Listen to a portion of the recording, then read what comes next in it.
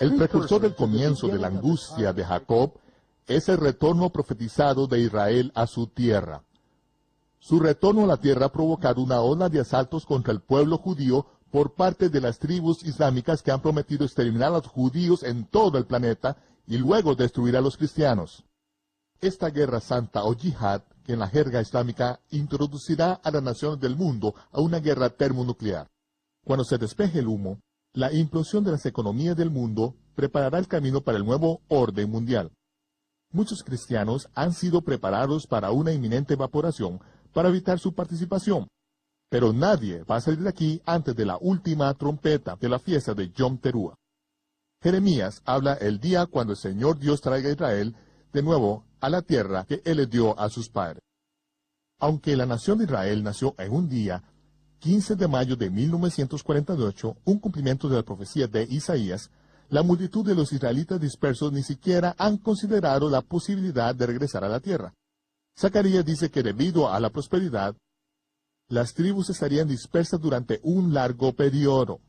Pero el tiempo de la angustia de Jacob le pondrá fin a esa prosperidad y obligará el retorno de los dispersos hijos de Israel. Jeremías dijo que el Todopoderoso enviaría primero a los pescadores y eso los sacarían del exilio. Luego enviaría a los cazadores para que los hagan sacados de cada cueva y escondite. Antes de la Segunda Guerra Mundial, la mayoría de los judíos en Europa estaban disfrutando de su exilio. Unos pocos fueron pescados y retornados a la tierra por parte de los sionistas judíos y cristianos que creyeron en los profetas hebreos. La mayoría de los judíos europeos no querían regresar a la tierra que había sido saqueada por los paganos durante 1900 años.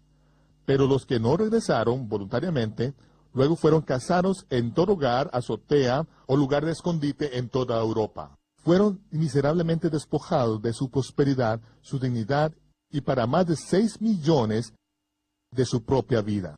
Al final, surgió el moderno Estado de Israel como resultado de los dolores de parto de la gran tribulación de Judá. Al final de los tiempos, no se tratará solo de la angustia de Judá, sino que todo Israel será probado en el crisol de la tribulación, durante el tiempo de la angustia de Jacob. Así como en los tiempos pasados, todo Israel será salvado por la mano del Todopoderoso. El tiempo de la angustia en los últimos días sacudirá nuestros sentidos espirituales. Y si simplemente clamamos arrepentidos por las abominaciones que hemos heredado, Dios realizará un milagro que hará que el cruce del Mar Rojo sea cualquier cosa comparado con este. Por tanto, debido a que los gentiles claman en arrepentimiento por las abominaciones que han heredado, he aquí, esta vez haré que los gentiles entiendan. Les haré entender por experiencia mi mano y mi poder, y ellos, los gentiles, sabrán que mi nombre es, en algunas versiones dice, el Señor. El Señor ni siquiera es un nombre. Es simplemente un título que se le ha dado a todo británico que posea tierra en los últimos 1000 años. No es gran revelación, pero cada vez que aparece en mayúsculas S, E, Ñ, O, R, en algunas versiones de la Biblia, en el original hebreo es Yod, Hei, Vav, Hei, que es el nombre del Señor. Disculpen por esta ruda interrupción, pero cuando el profeta Joel dice, el que clamare el nombre del Señor será salvo, usted con toda razón puede responder, me gustaría llamar su nombre, pero ¿cómo se llama? Las escrituras hebreas dicen, Kol Asher Yikra Bashem Yahweh. Quien quiera puede llamar el nombre de Yod, Hei, Vav, Hei, Yahweh. ¿Cómo va a llamar el nombre del Señor si no sabe cómo se llama? Aleluya es una palabra hebrea. Alelú significa alabado sea, y ya es la forma corta de Yahweh. Aleluya entonces significa alabado sea Yahweh. ¿Ustedes han estado clamando parte de su nombre y ni siquiera lo sabían? Yo pronuncio su nombre Yahweh. Josefo dijo que había 4 vocales sobre la mitra del sumo sacerdote, Yod, He, Va, He, que son pronunciadas como vocales en un solo respiro, Yahweh, fluido Yahweh. En la literatura griega, Yoda, Alfa, Amacron, Upsalom, Absalom, fue usada para acercarse al nombre. Las mismas vocales A, E, I, O, U, usadas en español hoy en día. Jehová, un nombre que se encuentra en algunas versiones de la Biblia, es una palabra híbrida obtenida de pronunciar las 4 vocales como consonantes y sumando las vocales de la palabra hebrea Adonai, que significa Señor. Ese cambio deliberado por parte de los estudiosos hebreos hace más de un milenio se hizo para evitar que el nombre verdadero fuera ensuciado por parte de los gentiles. El mundo de habla inglesa lo ha pronunciado aún peor, al pronunciar la Yud como J, Jehová, ni siquiera cerca. Cerca de 7,000 veces aparece el nombre del Señor Yahweh en las escrituras hebreas. Pero los traductores de la versión King James, siguiendo una tradición judía que enseña que el nombre es demasiado santo para ser pronunciado por la gente común, sustituyeron el nombre por el título El Señor, cada vez que en hebreo aparece Yod-He-Va-He. Ellos pusieron el Señor con mayúsculas de modo que aún se pudiera discernir el nombre. La primera vez que el Todopoderoso habló con Moisés en el monte Sinaí, así se le instruyó: así dirás a los hijos de Israel, Yahweh, el Elohim, el Dios de vuestros padres, el Elohim de Abraham, el Elohim de Isaac, el Elohim de Jacob, me ha enviado a vosotros. Yahweh es mi nombre para siempre. Con él se me recordará por todos los siglos. Quería que su nombre fuera conocido en toda la tierra. Quería que su nombre fuera honrado, respetado y apreciado. Quería que su pueblo lo invocara usando su nombre propio. Nunca quiso que su santo nombre fuera deshonrado o desprovisto de autoridad. El tercer mandamiento ordena: no tomarás el nombre de Yahweh tu Elohim en vano. Explicación rudimentaria. La palabra hebrea shab, comúnmente traducida como vano o vanidad, significa vacío, sin valor o hasta falso. El mandamiento de no tomar el nombre del Creador en la mayoría de los casos se entiende como blasfemar, tal como usar su nombre para maldecir. Mientras claramente eso es algo que nunca se debe hacer, la mayor parte del mundo parece estar perpetrando una violación aún peor de este mandamiento todos los días, al reemplazar completamente su nombre con títulos falsos, vacíos y generales, y hasta olvidándolo por completo. En verdad que hemos considerado su nombre, cuál es el nombre sobre todo nombre, como algo sin valor.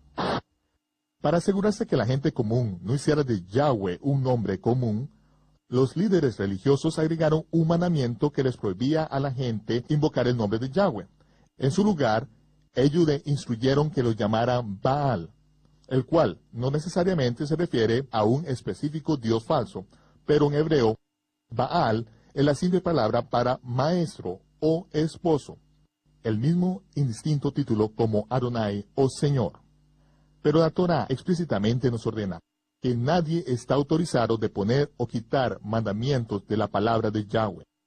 Ellos quebrantaron la Torá al poner ese mandamiento que eventualmente ha hecho que Israel olvide su nombre, desconocido a través del mundo y en la práctica y sin poder.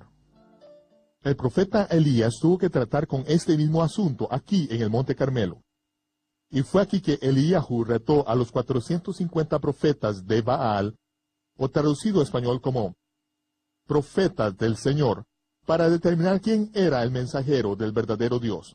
Lo que usted no puede ver cuando está leyendo la versión en español de la Biblia es que Eliyahu es llamado el profeta de Yahweh. Y los predicadores que eran subsidiados por el gobierno de Ahab y Jezabel fueron llamados los profetas del Señor.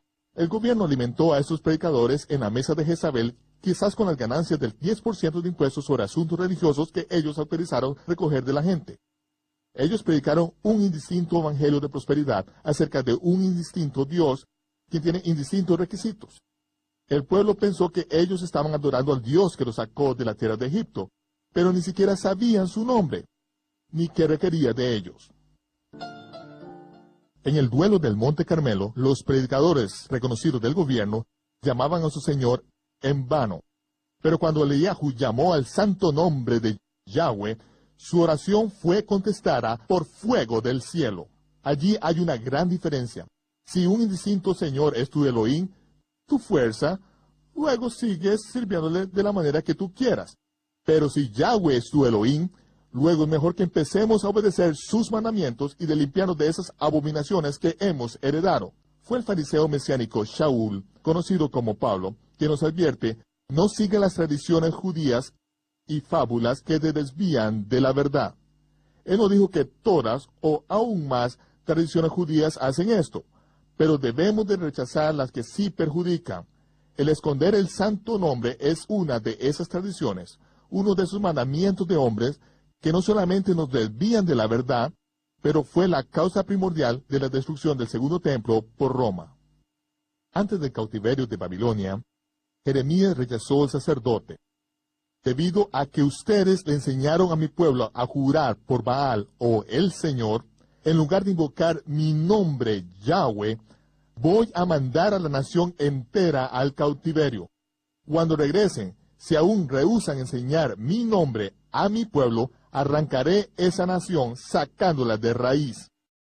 Y esa fue la razón por la cual el templo fue destruido y toda la nación de Israel fue mandada al exilio en el año 135 de la era común.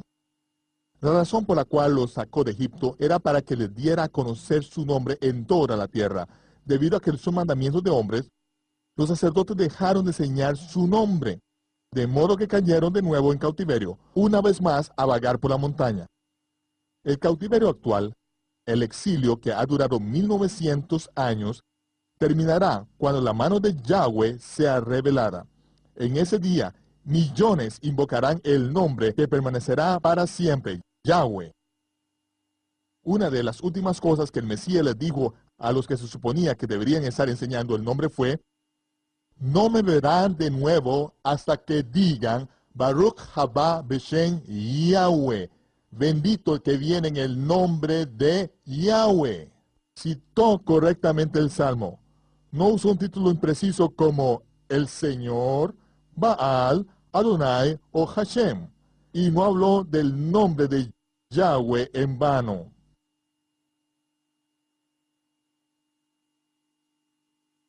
El Creador prometió que se revelaría a sí mismo a quienes tuvieran hambre y sed por la verdad, si simplemente admitieran que han heredado un sistema religioso que está lleno de mentiras e hipocresía.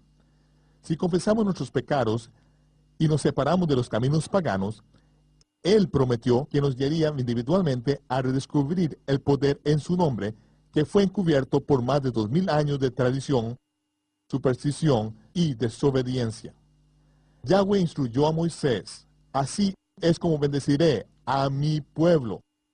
Los hijos de Aarón deben poner mi nombre sobre la gente, pronunciando esta bendición sobre ellos, y yo los bendeciré. Y verrajaja Yahweh beishmereja, Yair Yahweh panav eleja vijuneja, Isha Yahweh panav eleja, Beshen leja shalom. Yahweh te bendiga y te guarde. Yahweh haga resplandecer su rostro sobre ti y tenga de ti misericordia. Yahweh alce sobre ti su rostro y ponga en ti shalom, paz.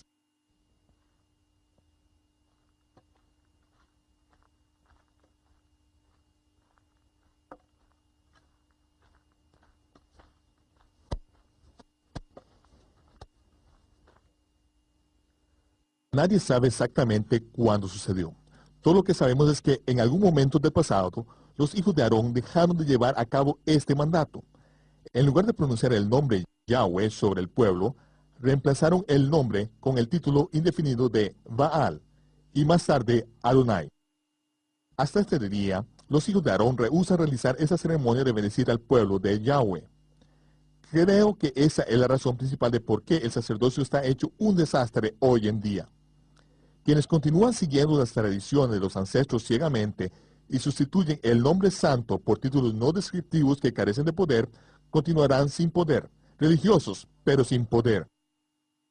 Para el final del periodo del Segundo Templo, los líderes religiosos habían agregado cientos de mandamientos a las instrucciones básicas, muchas de las cuales eran contrarias a la Torá escrita de Yahweh.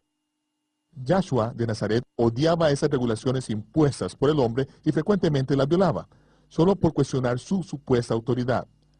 Pero siempre cumplía las observancias estrictas de la Torá, hasta el punto de usar un látigo para echar a los violadores del templo. Leemos en los registros de los evangelios que la gente común amaba a Yahshua y viajaba días enteros para escuchar sus enseñanzas de la Torá. Pero a menos que entendamos los mandamientos de la Torá y los detalles de las regulaciones de los fariseos que se aplicaban en esos días, realmente no podemos tener un cuadro claro de por qué los líderes religiosos lo despreciaban. ¿Cuál era la diferencia entre las enseñanzas de Yahshua y el judaísmo que practicaban los fariseos, o los saduceos, o los esenios? Yahshua estaba constantemente removiendo las reglas y regulaciones que el hombre le había agregado a la Torá, y estaba trayendo de nuevo a la gente al centro de los mandamientos. No estaba actuando bajo la autoridad de los líderes religiosos de su tiempo. Él los reprobó. Su autoridad no venía de ningún linaje familiar levítico. Él era de la tribu de Judá. Él estaba actuando como un sacerdote según el orden de Melquisedec, o como se debe pronunciar, de Melech Sadik. Melech, rey; Sadik, justicia. El orden sacerdotal del rey justo precedía o estaba por encima de la autoridad de la tribu de Leví. El Mesías no solo era el descendiente directo del trono del cielo, su madre, su única parte humana, era de Judá, en la línea real del rey David.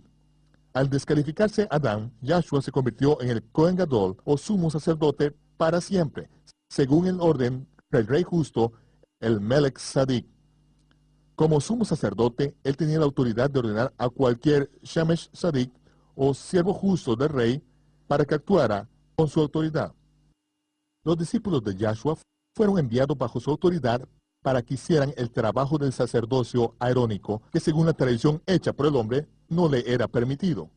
Los levitas se convirtieron en siervos de hombres por su propia decisión, y renunciaron a su autoridad divina de bendecir con el nombre santo. Yahshua, bajo la autoridad del Padre, imponía sus manos sobre los enfermos y pronunciaba la bendición. El Padre bendecía a la gente, según lo había prometido, y se sanaban de sus enfermedades y quedaban libres de la opresión demoníaca. Yahshua le dio esa autoridad a sus talmidim, sus discípulos, y la mano de Yahweh fue fuerte para ellos. Cada vez que pronunciamos esa bendición sobre el pueblo de Yahweh, Él es quien extiende su mano desde el cielo y sana nuestro cuerpo. Cada vez que obedecemos a la autoridad que se nos ha dado como siervos del sumo sacerdote del cielo, se hace disponible la liberación. Nuestra autoridad para usar el nombre no viene del puesto del jefe rabínico de Jerusalén, ni del colegio de cardenales de Roma, ni del cementerio teológico de los Estados Unidos. Recibimos nuestras instrucciones de la Torá y nuestra autoridad del Mesías. Es Él, el propio Yahweh, quien se asegura que ninguna de las palabras de la bendición arónico caigan al suelo. Esa bendición que los hijos de Aarón debían de pronunciar todavía produce sanidad y liberación, al igual que en los días de Moisés y del Mesías. Pero ahora pronunciamos esa bendición en el nombre de alguien que nos ha dado autoridad para hacerlo, Yahshua HaMashiach, el Mesías. Yo pronuncio el nombre de nuestro Mesías en forma precisa, Yahshua. Yo pronuncio el nombre de nuestro Mesías, ni griego, y Jesús no tiene significado en hebreo, pero ya es la forma corta de Yahweh. Yeshua es la forma contraída de Yeshua. Yeshua significa salvación, pero Yahshua significa Yahweh es nuestro Salvador. Y al igual que con muchos otros nombres hebreos, el énfasis es en Yah. El nombre Mateo en hebreo es Matíyahu, Isaías Yeshiyahu, Jeremías Jeremiyahu. El énfasis siempre es sobre Yah, como debe serlo. Toma un poco de tiempo sentirse cómodo con el nombre Yahshua, especialmente si usted ha crecido oyendo su nombre gentil Jesús. Pero cada vez que dices Yahshua, declaras, Yahweh es nuestra salvación. No hay verdad más grande. Quienes se identifican con el Dios de Abraham deben representarlo en forma exacta. El profeta Zacarías dijo, quienes juran falsamente en su nombre o implican que están hablando a nombre del Santo de Israel, cuando en realidad no es cierto, serán incinerados. El cliché, el Señor me dijo, es casi una epidemia en los círculos de la cristiandad. El usar su nombre o insinuar revelación del cielo para influir en otros es hechicería. Si usted escucha una voz del cielo, obedezca. No necesita contarle a nadie más, a menos que se le instruya específicamente que lo haga. Nadie necesita saber cuán cercano es usted con el Todopoderoso y cuántas veces el Creador le pide su consejo. Aún hay otro componente relacionado con tomar el nombre de Yahweh, tu Elohim, en vano. Se trata de usarlo tan frecuentemente que lo convierte en algo común. El Mesías nos enseñó a orar al instruirnos que reconozcamos ante el Padre Celestial que su nombre es santo. El Mesías generalmente usaba el término familiar Abba, Padre, para dirigirse a él, lo cual indica no solo una relación íntima personal, sino renuencia a usar su nombre personal y santo como una conversación común. No hay nada malo con usar títulos bíblicos apropiados para evitar el tomar su santo nombre como un nombre común o profano, a menos que en la práctica se nos olvide su nombre completamente. Conforme usted se sienta cómodo con sus nuevas raíces encontradas en las escrituras hebreas, recuerde, Yahweh es su Padre amoroso, y Él quiere que usted lo llame por su nombre, y Él le contestará en el día de angustia.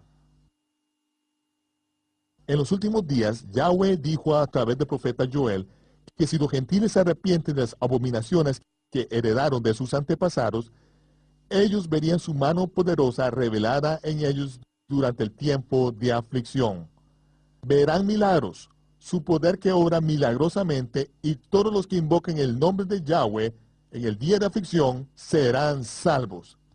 Quienes lo invoquen con un título indefinido pueden que se encuentren solos. Soy Michael Root. Sintonícenos la próxima vez para un rudo despertar. Nos vemos cuando se despeje el humo.